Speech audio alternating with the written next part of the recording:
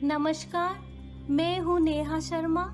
जय Shri Radhe Govind YouTube channel में आप सभी का बहुत बहुत स्वागत है। क्या है अमरनाथ की कथा? क्यों जो भी इस अमर कथा को सुन लेता है वह अमर हो जाता है। एक बार देवी पार्वती ने देवों के देव महादेव से पूछा, ऐसा क्यों है कि आप अजर हैं, अमर हैं, लेकिन मुझे हर जन्म के बाद नए स्वरूप में आकर फिर से बरसों तप के बाद आपको प्राप्त करना होता है। जब मुझे पाना है तो मेरी तपस्या और इतनी कठिन परीक्षा क्यों आपके कंठ में पड़ी? नरमुंड माला और अमर होने का रहस्य क्या है? महादेव ने पहले तो देवी पार्वती के उन सवालों का जवाब देना उचित नहीं समझा, लेकिन पत्नी हट के कारण कुछ गूढ़ रहस्य उन्हें बताने पड़े।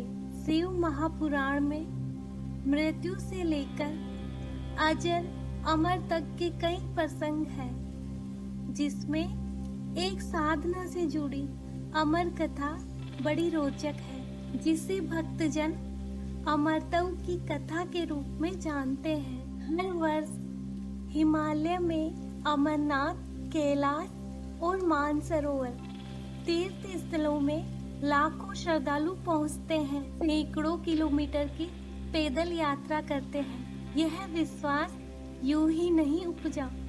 शिव के प्रिय अधिक मास अथवा आषाढ़ पूर्णिमा से श्रावण मास तक की पूर्णिमा के बीच अमरनाथ की यात्रा भक्तों को खुद से जुड़े रहस्यों के कारण और भी प्रासंगिक लगती है।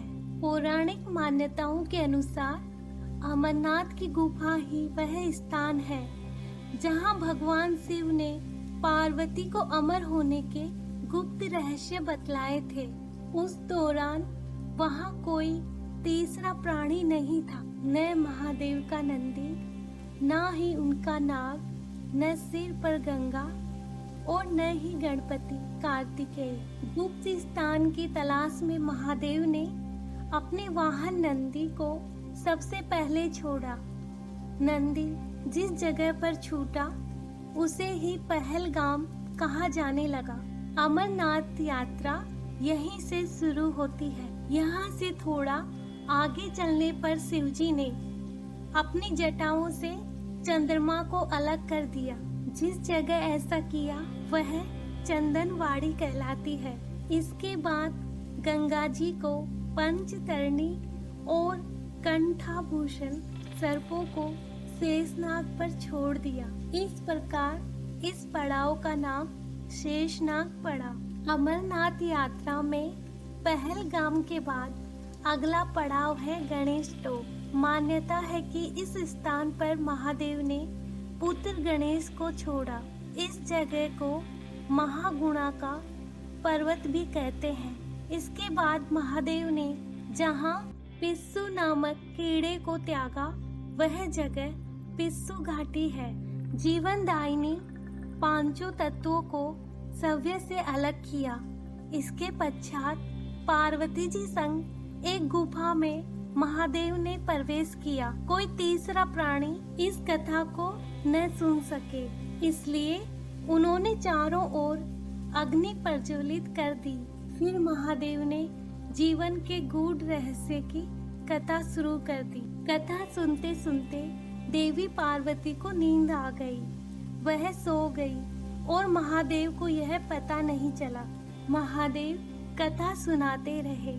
यह कथा इस समय दो कबूतर सुन रहे थे और बीच बीच में आवाज निकाल रहे थे। उन्हें लगा पार्वती मुझे सुन रही है।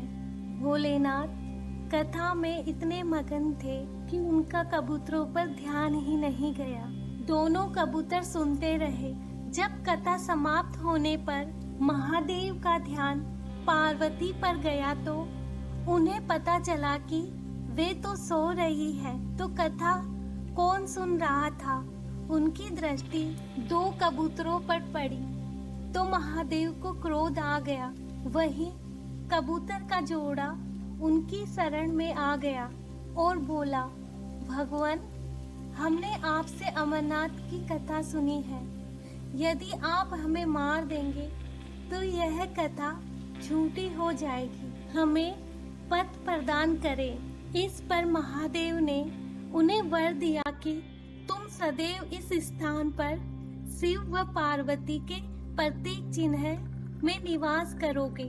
अंततः कबूतर का यह जोड़ा अमर हो गया और यह गुफा अमरनाथ की साक्षी हो गई। इस तरह इस स्थान का नाम अमरनाथ पड़ा। मान्यता है कि आज भी इन दो कबूतरों के दर्शन भक्तों को होते हैं। अमरनाथ गुफा में यह भी प्रकृति का ही चमत्कार है कि शिव की पूजा वाले विशेष दिनों में बर्फ के शिवलिंग अपना आकार ले लेते हैं।